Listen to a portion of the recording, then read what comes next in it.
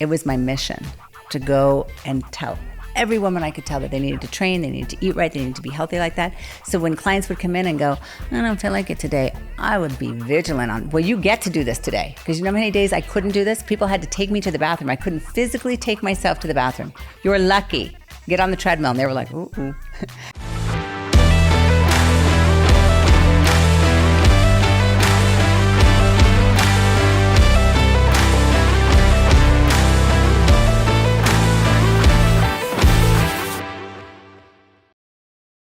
Welcome to Get Busy Livin. We have a great show for you today. But before we get to our special guest, I want to talk to you about one of our sponsors. We have Vitos Lifestyle. Now, if you are someone who doesn't want to go to the gym, someone who doesn't have time for the gym, or whatever excuse you've made for not going to the gym, Vitos Lifestyle has everything you need to get fit at home. Kettlebells, bands, you name it, they have it. And I love that company, so they've given me a code. Just use Clark.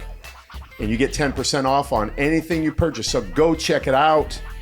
And then who else do we have? We have Merrick Health. Merrick Health is a company that I recommend to any man, actually anyone who understands the value of checking your blood as it relates to what you might need or what you might be lacking in what I refer to as nutrient gaps, and checking your testosterone, seeing where you're at with your testosterone levels.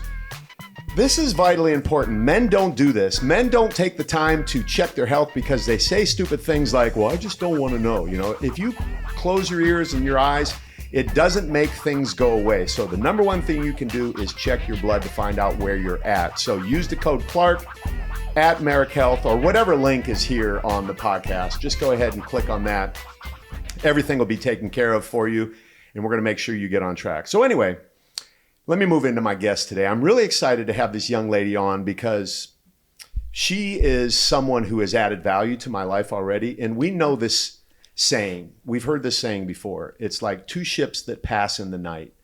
Had I not, and had we not connected, we would have been similar to those two ships that have value on them, in them. They're carrying cargo. They have history, and there's so much, but Jennifer Ashley and I have passed by each other in the gym for a long time. We've been very nice. We've been cordial, but we didn't ever really take the time to get to know each other, even though we've seen each other in the gym for, almost a year now. Yeah. But I'm so grateful that I had the opportunity to get to know this young lady, because the discussion that we're going to have today is going to be beneficial to me. And who knows what we're going to talk about exactly. But I'm going to let Jennifer introduce herself to you, because I really don't know the breadth of what it is that you do and all of the knowledge that you're going to bring us here today on Get Busy Livin. So first of all, thank you for being here, and give me the rundown. Let everyone know who you are. I know all about beauty. I went on your Instagram and saw that. So I want to talk to you about the laser stuff, because I have a little spot right here I want to talk about. You. All right. Okay. So anyway, give us a little background. Awesome. Well, first, Clark, let me say thank you for letting me come on your podcast. And where am I supposed to be looking? You there? Me. Perfect. Let's get that out of the way. Yeah. So I'm really excited to be here with you. And I'm glad that we also had an opportunity to talk finally, because like you said, we see each other in the gym a lot and say hi, and that's about it. But I have been a master personal trainer for over 32 years now. I got into training when I was 18. Love it, love it, love it. Put me through college. I bought my first house, and it really just changed the whole trajectory of my life. And the way I got into training, like a lot of people, we get into things because we were having issues with whatever was going on, right? So our best person to help is the person that we once were. So I once was a girl who wasn't really in love with their body, and I didn't eat. So that was a way that I can control what I look like. And then I learned later on how to control what I look like through eating and through nutrition. And I was like, wow, everybody's got to learn this. If every woman in the world knew what I now know, which is you don't have to starve yourself, you don't have to do this like self-loathing thing. You can actually eat and train and then love your body. So because of that revelation, I had a trainer when I think I was 17.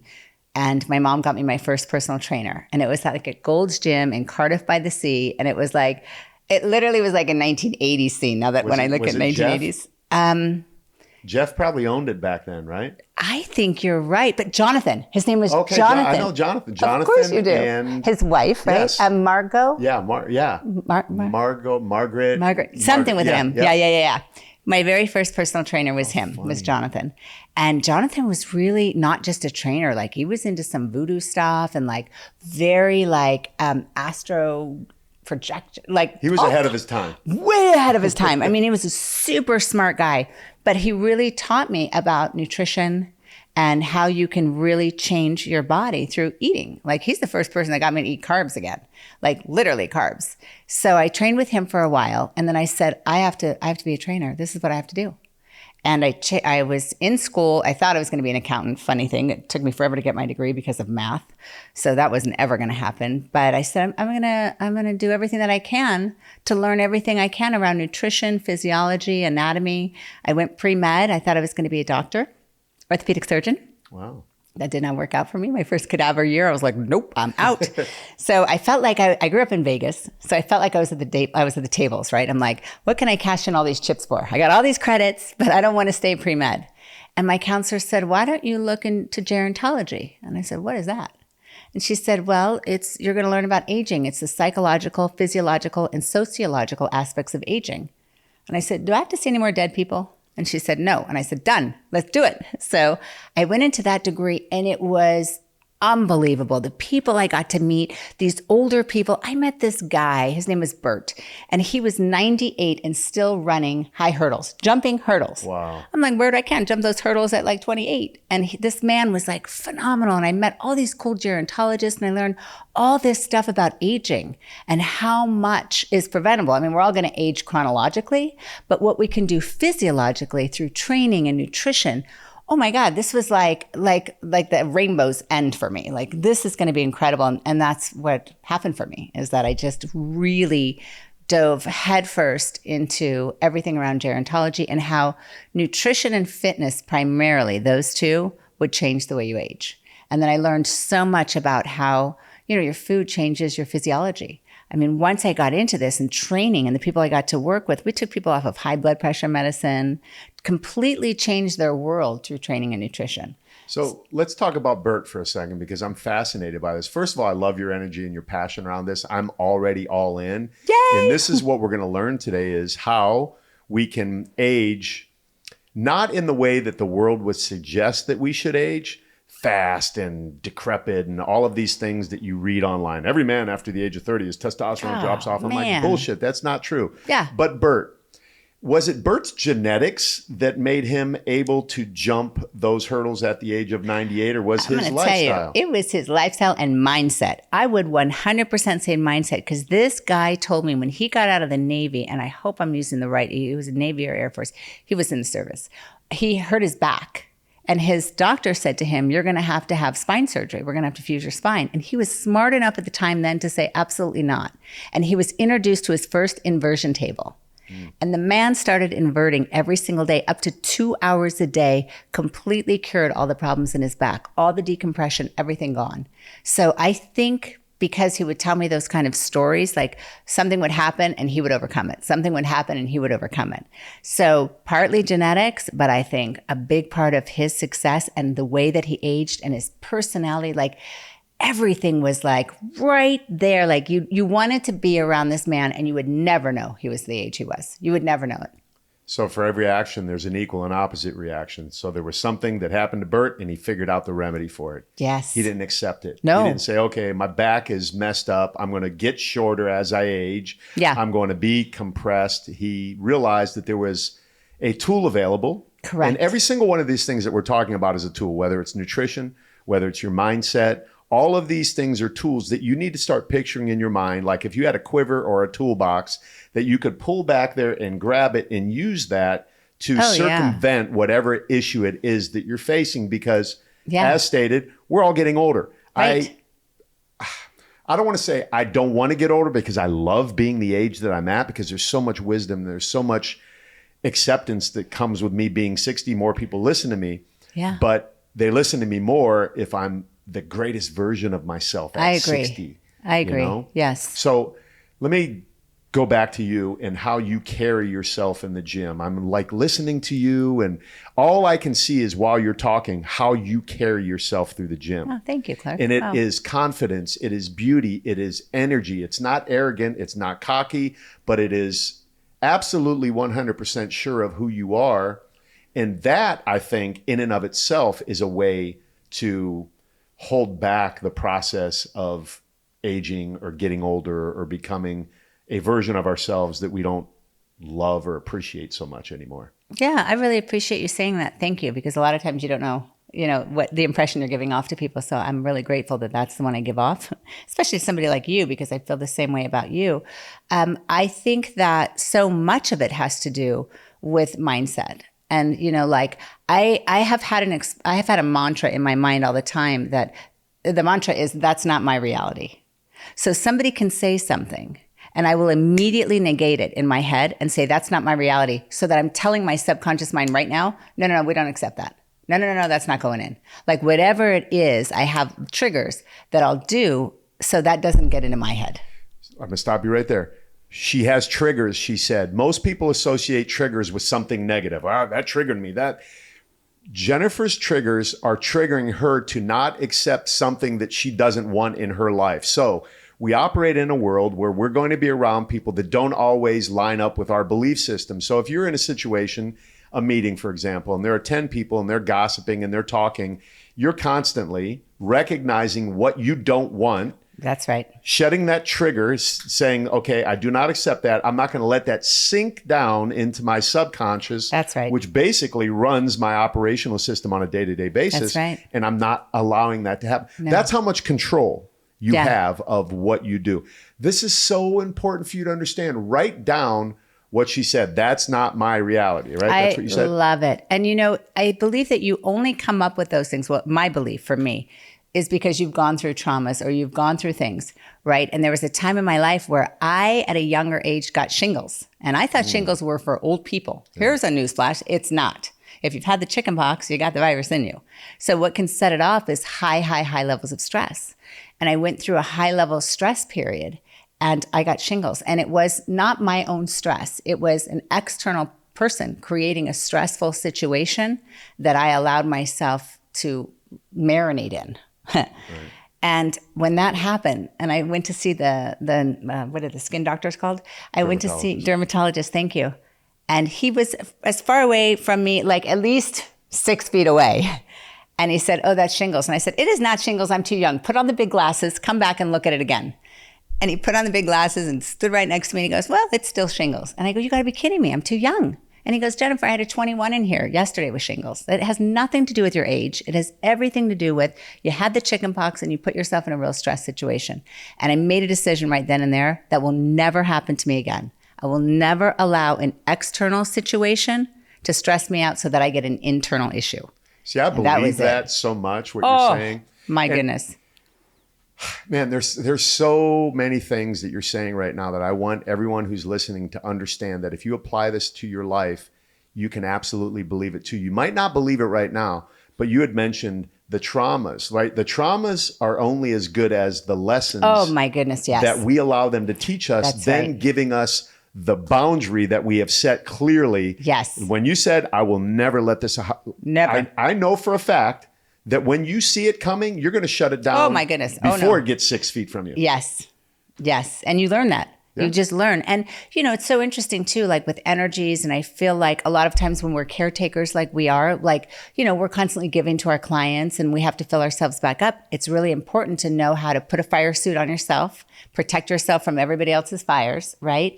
And white light yourself, whatever it is that you need to do to protect yourself from whatever's going on, especially in today's climate, because there's so much happening. And I rely on my fitness and my mindset more than anything else. It's non-negotiables. Because I know what can happen when you're not guarded.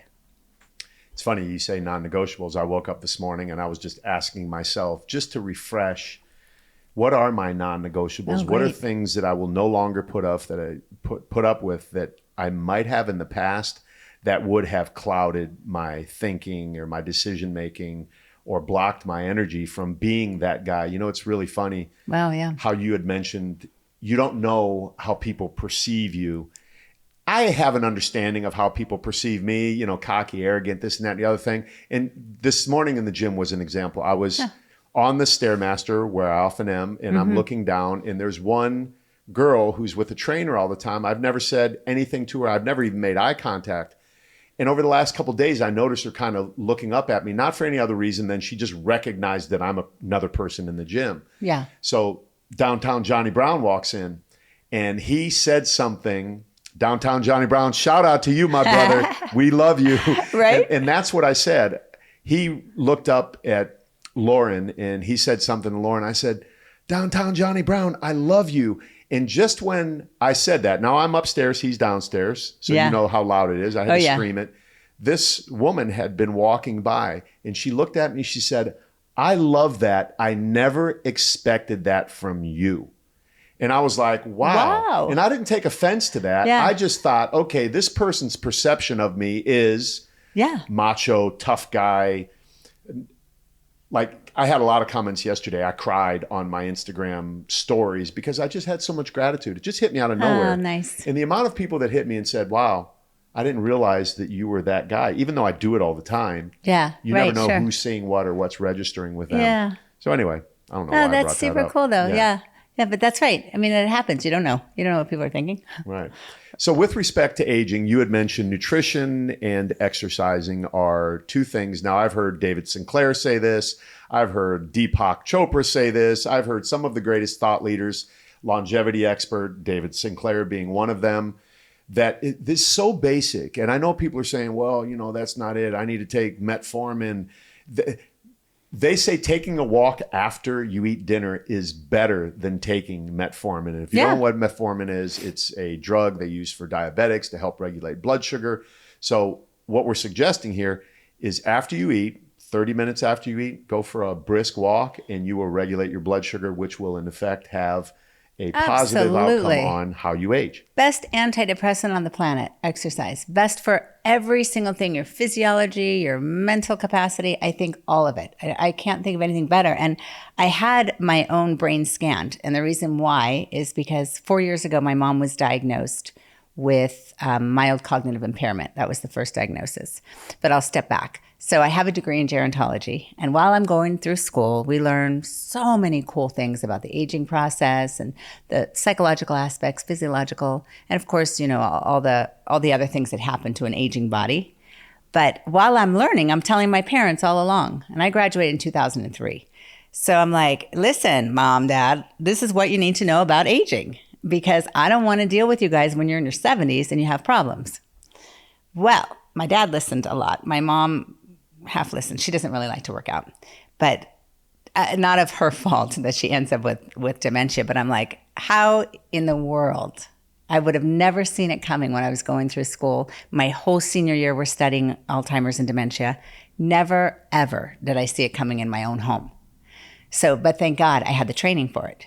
Because 4 years ago, she started acting off. And she was a really successful realtor in Vegas, top of her game. She owned a real estate company. And she was one of the number one realtors in Vegas, actually. And 4 years ago, she got lost in a Macy's. And I said, I grew up at Macy's. Like, my mom took me shopping all the time. No way could she have gotten lost. And she calls me, I can't find my way out. And I'm like, that's strange. And then her friends start telling me they notice some things like, your mom's a little off. And I'm like, huh. And then her best friend calls me and says, you got to come to Vegas and see your mom. And I said, all right. So I go out there and I see her and she's definitely off. And I can't quite figure out what's happening yet, but I know I have to analyze her before I start figuring things out. And I say, we should get a brain scan. Is this before the diagnosis of mild cognitive impairment? Yeah. Okay, so this is before she was even diagnosed. Okay. All right. And I'm like, let's get your brain scanned and just see what's happening. And she's like, oh, there's nothing wrong with my brain. And I'm like, Mom, you're getting lost a lot. You're forgetting where things are. And I personally don't believe that's a byproduct of aging because of the way that I believe in aging. I don't believe that you don't have to age and forget things. No. So I said, let's go find out, because I live in the prevention world. So let's see what's happening. So I have a friend out here in California who has a friend who's a neurologist, and they set up this brain scan for me. I bring my mom out, see this neurologist, and the neurologist is so happy. And she's like, you want to see your mom's brain? Here's the scan. Look at it. I know your degree. You can see this yourself. And I look at the scan and I go, that's great. Can you do me a favor and give me a referral into the Cleveland Brain Center? And she goes, why? And I said, no disrespect. I know you're a neurologist. I'm a gerontologist, but I don't care what that says. My mom got lost in Macy's. Something is wrong. So it was clear. The brain scan showed nothing. Well, that's what she said. And I'm not a neurologist, so I don't know what was happening on that scan. I just knew how my mom was. So something was not right. And some of the tests that they gave her, my mom was excellent with the math. Everything was great except for when they started the test, they told her 4 words. And they said, remember those 4 words, we're going to come back to it. So I used like a game, like I think the flower was rose. So I stored the 4 words. My mom couldn't do that. She didn't have the capacity to store the 4 words. And I Even was though like, she was prompted to remember them, because sometimes they'll do these tests and sneak them on you. yeah, no, But at the they very said- end, they had done these numbers things, and then they just went back to remember the 4 words. And she's like, what? What 4 words? And I was like, ding, ding, ding, ding, ding. Something's not right here. So I asked for a referral. So I take her to the Cleveland Brain Clinic in Nevada, and I get her in with the head neurologist there. And he comes back with, your mom has mild cognitive impairment. And I said, okay. I kind of knew that she did. My big thing at that moment in time, before I studied as much now as I have about Alzheimer's, was please don't let it be Alzheimer's, because that's a death sentence, which is not true, by the way. So she had mild cognitive impairment. They put her on a bunch of medications. And about 3 weeks went by, and her best friend called me and said, you have to come out and get your mom. Bring her back to California for a little while. I said, what's going on? She goes, something's not right. I said, okay. So I go to California or go to Vegas, and I said, Mom, I'm going to bring you to California for a couple of weeks. She's like, okay. So I bring her to me, and it looks like she's trying to walk on the moon. Like her footing isn't right. Like the way she's walking was really strange. Like her gait was really off. She's hanging onto the wall. She looked like she aged like 20 years like that. And I'm like, okay, maybe she's got vertigo, because she was really dizzy. Her sentence structure wasn't correct. So I said, I'm going to put you in physical therapy for 2 days. I take her to physical therapy, and they're putting a belt around her and having her walk because she can't walk right. And I'm like, this is nothing I've seen in school, nothing I've seen in any lab. So this is not right. And I grabbed all her medications, and I start to cross-reference every single one of those stupid drugs. And when I tell you, she was even wearing Depends at the time. She'd hate me saying that, but I did. So this medication and that medication causes incontinence. This medication and this medication cause confusion. This one and this one causes dizziness. Down the line of all the things I was watching. And I said, not a problem. Mom, I need you to trust me. Overnight, took her off of 7 medications, 7 of the 8. The only one I left her on was galantamine, which was for her brain. I said, we're going to go off of these. And she said, do you think that's a good idea? And I said, yep. I called the Cleveland Brain Clinic, and I said, hey, Dr. Sabah, I'm just letting you know I'm taking my mom off all these. And his nurse called me right back and says, hey, doctor said, don't do that. You're going to kill her. And I said, you're already killing her. So if she's going to die, it won't be by your hand. It'll be by mine. So hung up the phone, and I'm in a course in that moment on Alzheimer's. So it was really perfect timing. And literally in 3 weeks' time, I bring in a Spanish teacher, I bring in an art teacher, and I get her outside to play pickleball, because she used to like to play tennis. And I'm like, let's just dink the ball back and forth, because I know the hand-eye coordination is going to work. 3 weeks. She's playing pickleball on the court alone. She's no longer using Depends. She knows what day it is. I shoot video after video after video of her saying, I feel so good now. I don't feel confused. Really?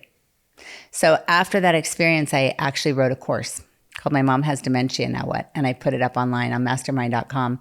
And I was like, this is like a huge thing that I don't stop talking about now, because so many people have dementia and Alzheimer's, and it is absolutely doesn't have to be the way that it is. Well, it doesn't at all. And I just want people to understand that the information that you're getting here today is imperative.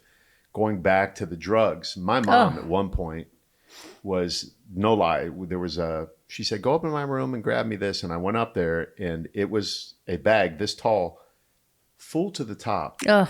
And there's no way there can't be contraindications Of with course. one drug over the other one. And my mom didn't poop for 30 days. Oh my, that's so toxic. 30 days. Wow. This woman could not your poor poop mom. because of all of the contraindication that was happening with the drugs. Wow. So that, unfortunately, I've mentioned this before, but medicine is practiced in silos.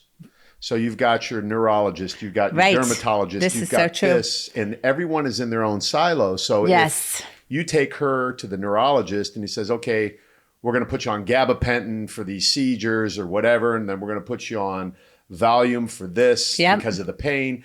These people are not communicating with each other. They don't have your mom's best interest in mind. So when Jennifer said, hey, she will either die at my hands or yours, you had her best interest in mind. You're looking at all of these things collectively. They might ask, but they're not going to usurp the authority of another physician, right? Oh, they're not. And they didn't. And you want to hear something interesting? When I went to the Cleveland Clinic, I lined up all the meds I took her off of, sat right in front of the top neurologist there and said, I'm not trying to be rude, but what happens when this med goes with this med? Yeah. And what happens when this med? I was getting more and more pissed as I went down the line. And then he says to me, Jennifer, I didn't put your mom on that med. I go, you didn't put her on it, but you're her doctor and you should know every med that's going into her mouth. And you let her be on that one with this one. And my mom's, you wearing diapers because of that mishap? Come on. Yeah. So, I just have very, very little faith in other people stepping in and taking care of your loved one like you would, because you have a vested interest in them getting healthy. Exactly. And we should, right? Right. And having this knowledge that we're talking about here is basic as it might seem to some people with pickleball, right? It's like, come on, Clark, pickleball, or come on, Jennifer, pickleball, really? I have Wayne, my guy, I have a wiffle ball and a wiffle bat. Oh, I love it. And I throw it to him and he tries, I can't hit a ball. I'm like, Wayne, I can't either. I'm an athlete, but I suck at hitting a ball. So we'll suck together. Yeah. Why are we doing this? I said, Wayne, it's so you have hand-eye coordination. The human body is so amazing that when you start doing simple things like that, there are so many other benefits that result because of the chain reaction that causes. Yeah. And people need to understand that we're adaptive. So when someone gets a diagnosis, typically what happens is we refer them to a doctor. We trust in the doctor wholeheartedly. Well, the doctor said that they need to be on this medicine. Right. So we let them go down this path, even though we're seeing a decline. And you don't need to have a degree in gerontology to see these things in a person, But we trust in them so much, and we don't do these other modalities that could benefit them to help them not go down that slippery slope, because that's what it becomes. When you start that, right, the dementia then does become a death sentence with the Alzheimer's. It absolutely does because of the meds. Yeah. And then they just, it's a whole thing between that, the lack of proper nutrition. I got this book, Dale Bredinson, and he wrote, oh my God, it's either The End of Alzheimer's. That's the name of the book, The End of Alzheimer's. And he had a protocol, and he reversed Alzheimer's in his patients. And people are like, that can't ever happen. Not only can it happen, I did it with my mom. Yeah. Like it is up. So I'm taking her again to get another, just to have a brain scan and to see if they misdiagnosed her. Because then, interestingly enough, I had a PET scan done on her, and she had an amyloid protein, which it used to be that an amyloid protein level high, when you have the test done, a PET scan done, that would denote Alzheimer's. The only other thing that would tell you is an autopsy. However, I have her take that test because I was going to have her go on to the only drug that they have released for Alzheimer's in the last 15 years, Aducam. I needed the PET scan to get her into that. So I said, well, we'll spend the $4,000. Let's do the PET scan. The PET scan comes back 2.1 level, which is ridiculously high for my mom's was young for this, for 73. And the doctor's like, okay, so she can go into the clinic trials. But at this time now, she had already done so much better because of the things I had done with her, changed her diet. And I said, the problem with Aducam is 40% of people who use this have a stroke or hemorrhage, which isn't a bad thing if you're already dying, like you're already so far gone, but you're doing so good. We got to pull you from this trial. It's not a good idea to do this because God forbid now with you doing so good, what if you're one of the people? 2 weeks later, they pulled that drug. Really?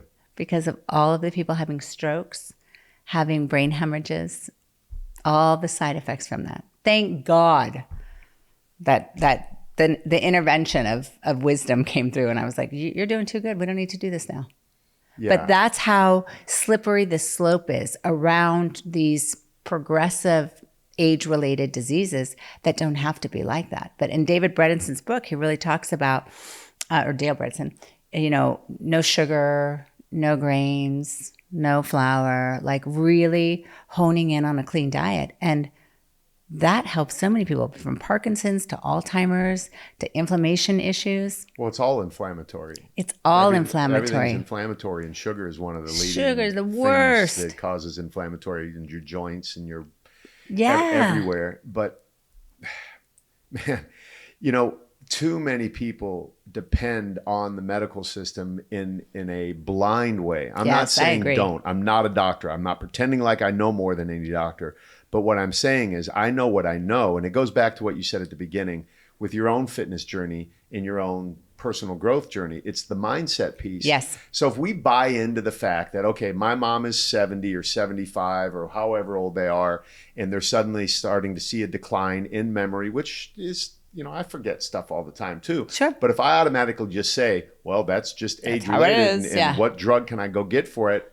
How about what course can I take? Yes. What language can I learn? Absolutely. You talk about a Spanish teacher and bringing them in Yep. for the sole purpose of getting the mind working, because our human body is the most adaptive organism on the known universe. It will only adapt to the demands that we place on it. That's so right. if we depend on those drugs and we're not doing any of the intervention that you spoke of, then it will be a steady decline. Yeah. And we won't get the benefits of playing pickleball and learning a language and taking some app and connecting this dot to that dot. Yeah, and it's amazing because you can fire off new synapses at any time, like just learning a new language or doing different things to challenge your brain. But part of it too was my mom's mindset in that she's incredibly stubborn, a super strong woman. She's Russian, Italian, and just like she's not taking no for an answer. And she was not accepting What? that diagnosis at all. Okay, good. Like she was like, nope, I don't have that. And I'm like, okay. So if you did have it though, these are the things that would be happening. So let's just make sure that doesn't happen. So it, like now, I think because she's so stubborn, like she's living alone. She's like, I don't want to live with anybody. I'm not going in a home. I'm not living with anyone. She's doing great. As long as she continues to do great and she's safe, nobody's touching her. Yeah. So you have that end of the spectrum that is fantastic because that stubbornness is playing to her advantage. Yes. Then you have my mom, who's equally as stubborn, German. Yeah, there you go. But on the other end of the spectrum, where she's like, this is what I have. This is how I'm going to die. Not one of you people can tell me any different. Wow, this is the isn't way that it's going to something be. strong? I am, and she won't. But I had shared with you a while ago that I had a breakthrough moment with my mom when I was on a call with her on Mother's Day. And I said, Mom, I am stubborn because of you, and I refuse to believe that you don't know who I am. I know you know who I am. Yeah, that's incredible. And I am going to help you understand that you know who I am. I'm not buying into this bullshit that now some people might, you don't understand me and my mom's relationship, so it's none of your business really. But I knew what I was saying and doing. Yeah, that's right. And when I went through this process, I was like, okay, all right, you win. We're done. Yeah. I'm never calling you again because I'm going to give you what you want. You want to die on your own terms. Who am I to judge? I'm going to let you die on your own terms. And I shared this with you, but I want to share it with everyone listening. And I said, okay, I love you. This is it. This is the last time you and I are going to speak. I love you. I'm going to be great. I promise you I'm going to carry on your legacy, all of that sort of thing. And then I was ending and I really heard in my spirit, Clark, pray for her. Before you let her go, you need to pray for her. So I said the most awesome prayer ever. It came out and my sister's watching, and I literally, Jennifer, in my mom's eyes, saw the light come on. I saw the light come on. Yeah. And I'm like, Mom, you know me. You know who I am. And a tear, boof, fell out of her eye. And she said, yes, I do. And I said, let's go. I knew it. Yeah. See, the problem is we give up and we quit. Yeah. We just, again, it's a buy-in. Yeah. What makes a high school football team good is if they buy into what the coach is telling them. That's right. The coach in this world that we live in is social media. It's the news. It's all the negative sources that most people are not going to say, this is not my reality and shut it off. Yeah. And they believe it. And then now they get this diagnosis and they just let them go. That's so they crazy go through to this me. process. Jim, our producer here, his family owns a big retirement facility just right down the street here. Wow. So I'm sure he has insight into this on both ends of the spectrum. Yeah. But they're providing a service for people that is needed. Right. I'm not saying that, in proper care with people who actually are there for the right want reasons. to be there, right? That want to provide this these resources that you and I are not capable of, as educated as you are and as passionate as I am. Yeah. At some point, there is that, right? Sure. And we need to provide that for them. So I don't want to discount that to anybody. Yeah. Yeah, I wouldn't That's either. where you're at in your stage. So. Yeah, maybe they don't have family. Maybe it is what they all decided to do. Like how everybody wants to do it, I think is 100% up to them. I just knew how I wasn't doing it. Right. And I'm super convicted on the things that I believe. So I was unwavering with it. And my mom's just been doing really great since. It's crazy. Yeah. So I love to see that. Well, there's hope there, right? There's hope for all of us because it's just a matter of how much, it's like going to the gym. How much effort are you going to put in there for the result that you want to get out of it? Right. Because you're going to get better. I mean, you're going to improve the way you look, the way you function, your health and all of that. But it's unfortunate because everybody's at a different level. And sometimes when I speak and I get all excited about fitness, I think some people think that I don't understand the struggle that they have based upon where their fitness level is currently. I agree with you on that. Yeah. I do. Yeah. But the reality is, if every single person wants to improve, they will improve. Yes. Period. Yeah. If they want to. Yeah. Yeah. It's always that mindset factor. I had a client who said to me one time, isn't it hard changing people's bodies? And I said, no, I wish I could have people leave their body at the door for 90 days because they'd pick up a whole different body. That would be amazing. The harder part is changing their mind. Yeah. Because the body, we know how to do that. I mean, we've done it forever, right? So through nutrition and training, we got that one. But it's the mindset shift that I think is so important. And when I'm working with women, because I like to train women, and especially like over the age of 50, because I feel like so many of these women come to me and they're no longer happy. And I have women who say, I haven't worn shorts in 3 months or 3 years. And I'm like, what do you mean you haven't worn shorts in 3 years? Oh, I don't go to the beach and I don't go to the pool. You haven't worn pants in 3 years. I don't even wear pants. I only have to wear pants when I'm in Krav and jiu-jitsu because I don't want to wrap my legs around somebody, be in shorts. But yeah, like that's to me is so insane. So I get the opportunity to be the one in their face going, what are you talking about? You're not going to wear shorts. You're not going to go to the pool for the rest of your life? Right. No, let's do something about that because that's crazy. That's just crazy. I can't do that with you. Let's go. And people are going to listen to you because of the conviction you have based upon the lifestyle that you've created for yourself. I mean, you put yourself in this position. Correct. You are here talking about what you're talking about because you set it up to be that way. That way, you're an authority and women can't deny what you're saying is true. And we had this discussion the other day in the gym with respect to your business and how we can help you scale what that right there, talking to women over 50, because that's exactly what I do. I talk to men over 50, and these guys listen to me. Yeah. And what I really learned about my business here recently after talking to man after man after man is it's simply a matter of time before somebody hits the button that says, I'm interested in speaking with you. Yeah, I agree with that. Every single guy that I talk to, man, I've been following you forever. I love that. Yeah. I've been following you forever. Yeah, I finally saw you on Instagram. It's been months, or I had your picture in my locker in high school. It's time, so cool. Right? People need to be convinced. And we live in a world now where advertising has become so just normal to us. It's not like we watch a commercial and we have so many impressions. Back in the day, advertising, it would take 6-10 impressions before you became a consumer. Sure. Now it's got to be 60, 70 impressions because everybody's in your face. There's so much, Yeah. And I think too, it's the consistency. Like we're constantly saying the same thing. There isn't anything I'm saying now I didn't say 30 years ago. And I swear, if I had Oprah as my best friend, I would never work another day because she'd be like, Jennifer already said that, and I used to say, that's the platform that I need because everything I'm saying is the same thing I told clients 25 years ago. And they're like, your body is the same. And because I'm doing what I told you to do. Everything I told you to do, I do.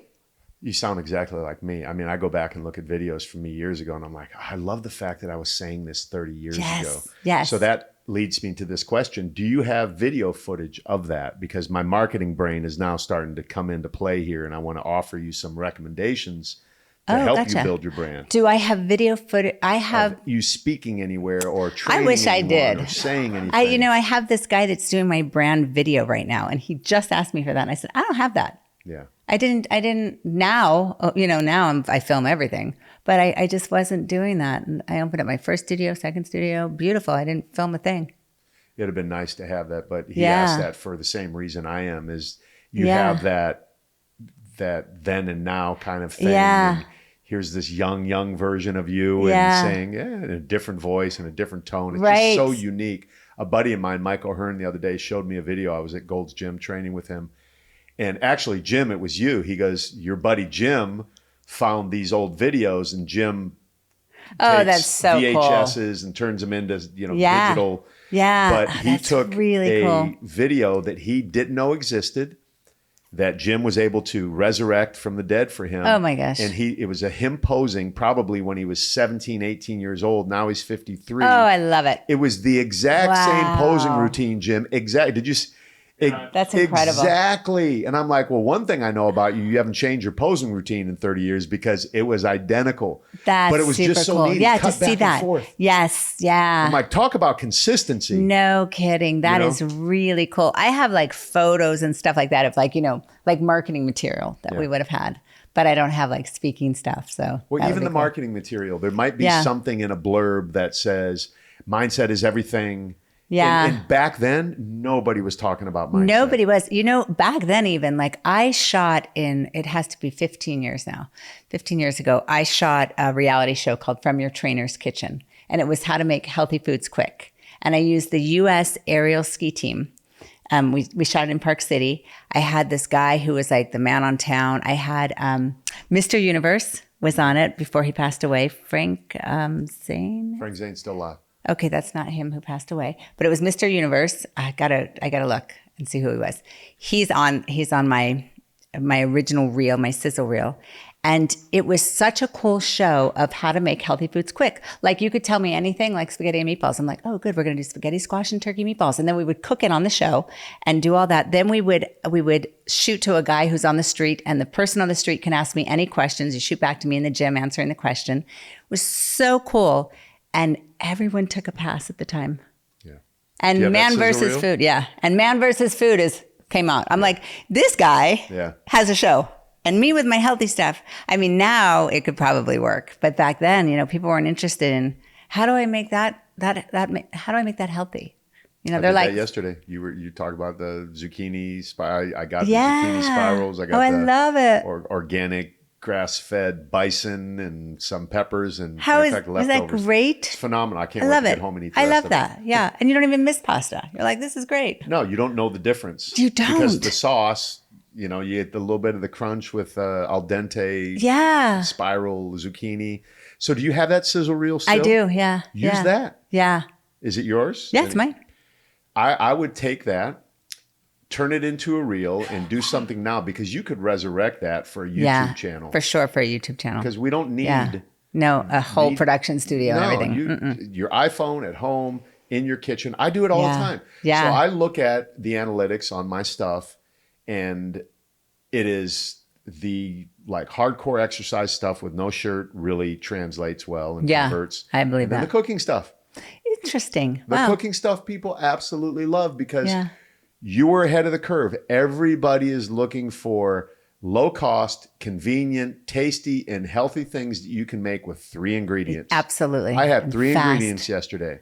I love it. Zucchini, marinara sauce, and bison. Yeah. And it was great. So great. Yeah. I saw one of your videos and you were in your kitchen, and I love it. You were talking about something like all the haters that think it costs too much or whatever it was. I'm like, I love when I watch those kind of videos of you, because that's me. I'm like, if I was a boy, I'd be Clark's brother, because that is, and I don't see a lot of women in that space, like just coming off edgy. My new thing is sexy AF over 50. And it's just edgy because I'm edgy. Like, I'm going to tell you what you need to hear in your face. I'm not going to hold your hand and be like, that's all right. You don't want to do a warm up. No. You're going to do the warm up, or you're not going to train with me. I don't even know where we're going with this today. I love that. And that's what people want, because that goes back to the age thing we talked about earlier. Now that we're older, we're more authoritative. Yes. We go from different stages of life. We're now in a position of being a sage, a trusted advisor, someone that you can look at you and go, even if they're the same age or a little bit older, you've accomplished what they want. Exactly, but you're right. equal to them in age and life experience, so they can go, okay, I can listen to this girl. Yes. Instead you're not of this too young. 22-year-old. Yes. Yeah. And it's interesting too, that because when I was in my 20s and I was working with like Keller Williams and different real estate companies, and people would hire me on, I could see that, like they would listen to me, but there was this kind of, she's a kid. So I don't get that as much now. And mostly people are like, wow, she's super fit. And that's your age. And I'm like, listen, I've been training my whole life. Right. Like this did not just happen 2 years ago. This is a lifetime of getting it right, tweaking my diet, tweaking my training. You know, nobody knows your body like you know your body. So figuring out and then constantly challenging, like how you said, we're always adapting. I just picked up jujitsu 3 months ago. I do Krav Maga, but I picked up jujitsu, hardest thing I've ever done. And just seeing, you know, like what can we do? Like how far can we take our bodies? Like in a productive, smart way and see what you can do with it. Yeah. Unfortunately, most humans take their body in a not so productive and smart way, and we abuse it with alcohol and drugs. Yeah. And our body is so resilient, it will come back time and time again. Yeah. But eventually, if we refuse to change, even if we're given, especially if we're given signs, heart attacks, all of these different things that are just simply a sign saying, okay, it's time. Yeah. The other day, I woke up, I get a call from my best friend, and he was the kid in high school who was benching 315 in football practice. He was ahead of the curve, hairy chest. Wow. My mom's like, oh, look at Rich. Man, he's like a man, you know? So, but through life, he gained 10, 20, 30 pounds. And every single time when we talk, I say, hey, Rich. And people are like, oh, you guys are gay. You love each other so much. I'm like, I love my friend. Since we're 8 years old, we've been best friends. Yeah. Literally 3 days a week we talk. Rich, hey, did you work out today? You got a gym in your basement? No, you know, and all these excuses. I'm like, bro, come on. Yeah. But I'm not pushing him because he knows. He's a grown man. He's like, I know Clark. So the other day, phone rings, I pick it up. He's like, guess where I'm at? In a chipper voice. And my first thought was the hospital. But hopefully I said, oh, you went to the gym. He's like, nope, I'm in the hospital. I had a heart attack last night. I'm like, no way. Yeah. Rich King had a heart attack. No way. Wow. 100%. Well, he's got to have a bypass now, a double or a triple bypass. Oh, man. 100% blockage. Wow. And I said, Rich, I am going to tell you I told you so. Good for you. 100%. Yeah. I'm telling you I told you so, because this could have been Trisha calling his wife saying Rich had a heart attack. It almost brings me to tears. Yeah. Because one day, one of us is getting that call. Yes. But here's the deal. He didn't have to make that call today had he intervened in his own life, knowing what he needed to do. Right. Knowing he was putting it off, knowing he was making excuses. Yes. Now this goes to why I'm so harsh and to the point. Me I'm too. Like, fuck you, I don't care, man. Yep. Listen to what I say. And people are like, oh my God, Clark, I don't get why you're that way. Yeah. Every single day of my life, I wake up, fortunately, to messages from men saying, thank you. Yeah, I love that.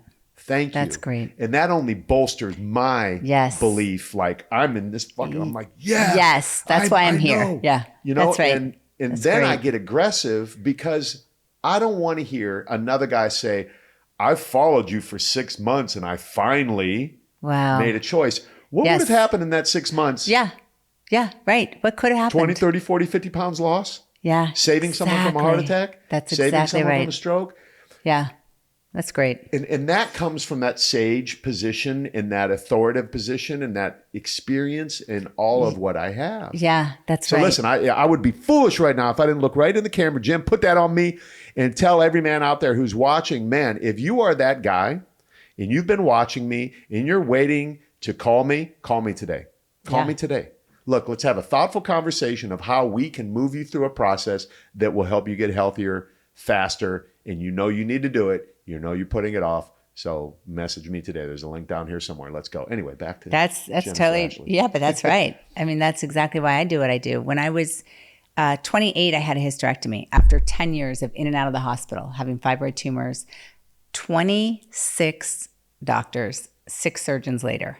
And I saw the best of the best all around. And I have to tell you, no disrespect to men, but men don't know anything about gynecology in women. Because I had one doctor say, oh, you couldn't possibly have that kind of pain. It's all in your head. Maybe you were molested as a child. So I'm like, oh my God, that was Dr. Stephen Brody, Doctor of the Year. Yeah, Doctor of the Year. So I don't have that fool on blast, Dr. Stephen Brody. I don't have a lot of faith in that medical system. But when I went through that for that 10 years and I was still a trainer, I was still in college. I mean, it was the hardest 10 years of my life. And many times I wanted to drive myself off a cliff because I was in so much physical pain. the day I had the hysterectomy, the surgeon that worked on me, she was phenomenal. It took 2 doctors to remove my uterus. They biopsied it. It was completely covered in tumors. Thank God they were all benign. That was the day my life totally changed. And I knew from that point on, I was going to live full out because I couldn't for so long. Like I would pass out from pain. I mean, I still trained all the time, but literally I'd be on the floor in the gym in pain, and the pain would come for like 10 minutes and come in waves, and nothing they can do. They said it was like having labor contractions. So when I didn't have that anymore, it was my mission to go and tell every woman I could tell that they needed to train, they needed to eat right, they needed to be healthy like that. So when clients would come in and go, I don't feel like it today, I would be vigilant on, well, you get to do this today. Because you know how many days I couldn't do this? People had to take me to the bathroom. I couldn't physically take myself to the bathroom. You're lucky. Get on the treadmill. And they were like, ooh. And that was it. Like there was no more discussion of, I don't want to do this. Because I'm like, you get the opportunity today. Do you know how many people would love to be able to get up and get on a treadmill? Like there's a lot of people who can't do that. I mean, I was one of them, and I'm a healthy person. So I'm like, no, we're training. And we're training every day. I don't take a day off. I don't have to take a day off. I think that's another myth. Like, don't tell somebody how they can train. You know, do it. If you feel really good training 7 days a week, train 7 days a week.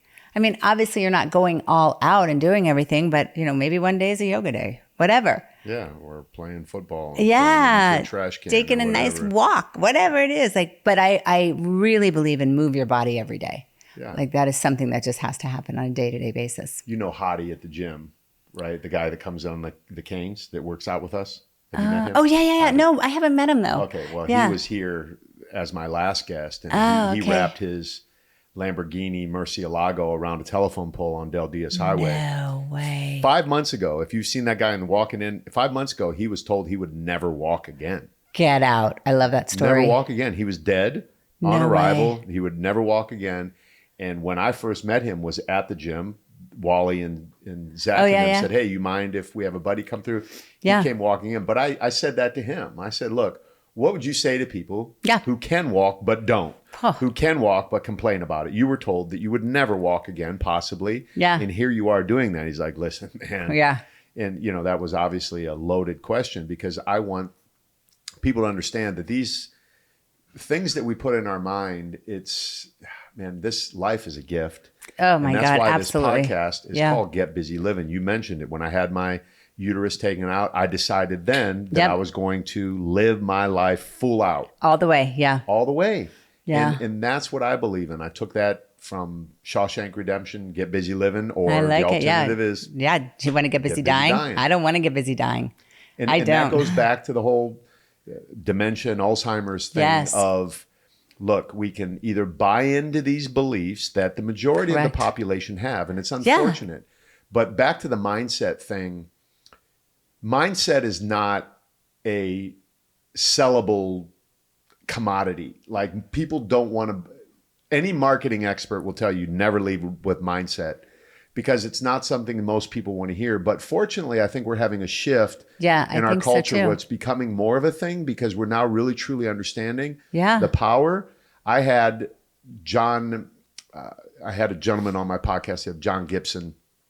No, I'm messing up his name for some reason. It's not. But anyway, he wrote a book called The One Truth, and he talks about how all of the neurons in our brains, like 80 billion neurons in our brains, all have antennas on them. Yeah. Like literally there are antennas that we can tune into frequencies with. Yeah. And back in Jonathan days at Gold's Gym Cardiff, he was saying that, but people are like, dude, you're crazy. Yeah. He's a hippie. Look how long his hair is. That's right. He smells like patchouli oil. Yeah. I remember, I don't know exactly, but I was looks so like Jesus. Yes, I was so fascinated. Well, maybe he looked like Jesus for a reason. Maybe he was tapped into some type of Jesus mindset. Yeah.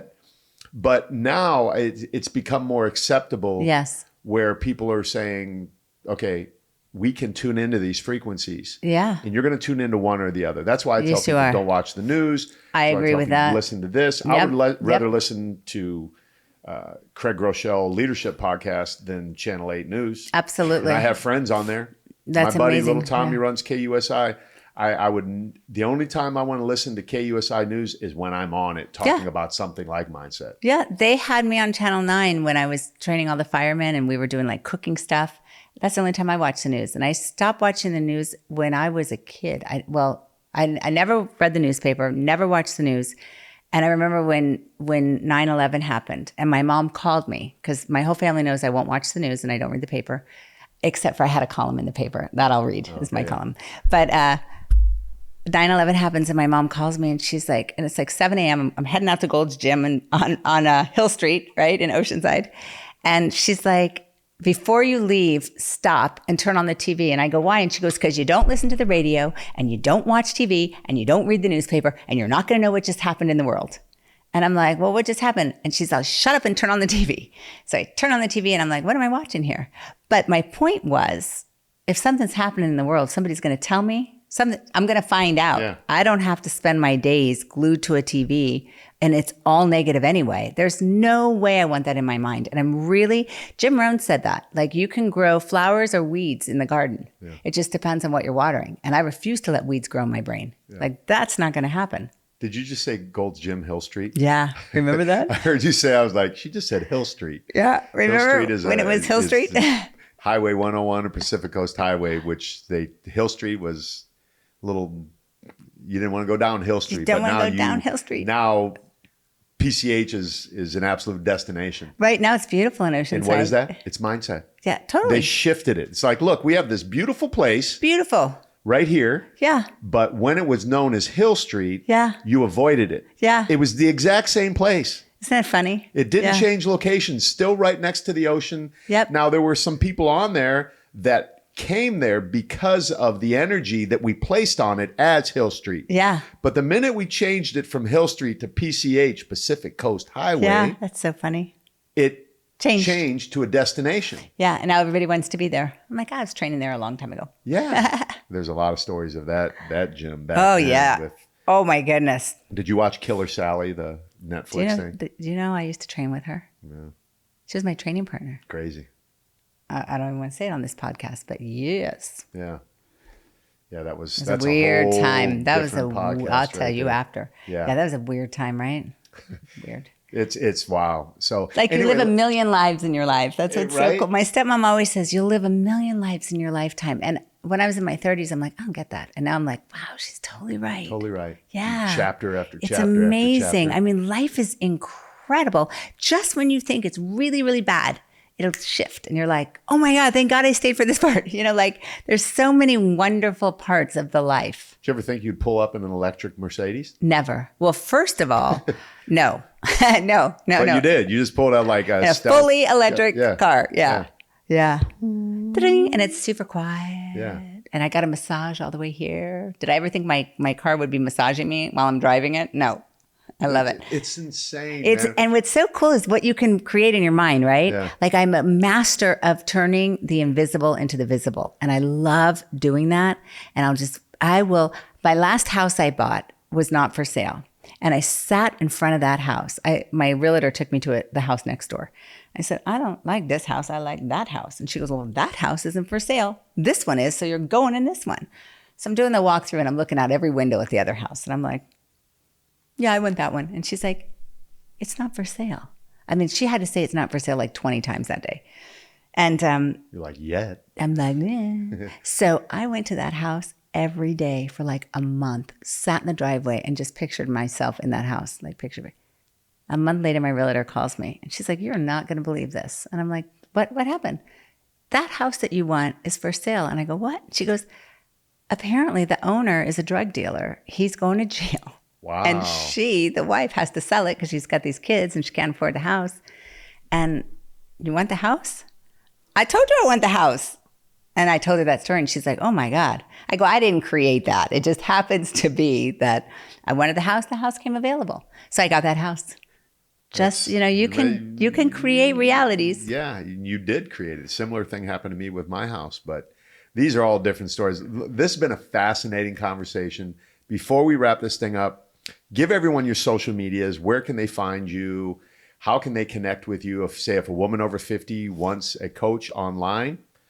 Yes, I would love it. Right here. So my website, which will be up next week, is super easy. It's my name, jenniferashley.co. It has everything that I do on there, from the lasers we didn't get to talk about, but I do non-aesthetic beauty treatments with lasers and Venus Freeze Plus. to my boot camps, to one-on-one training. It's all under jenniferashley.co, or you can find me on Instagram at allaboutbeauty123 or on Facebook, All About Beauty. No underscores, no nothing, just All About Beauty 123. Super easy. Yeah. What are you excited about as we wrap this up right now? I want you to give a word of encouragement to everyone watching. We're going to leave you with the final words. Wow, I'm excited about collaborating. I'm excited about collaborating with you, Clark. I'm really excited to see some things that we can do, and I'm excited about your listeners just tuning in and knowing that they can do anything they set their mind to. I'm a firm believer of you can. You can.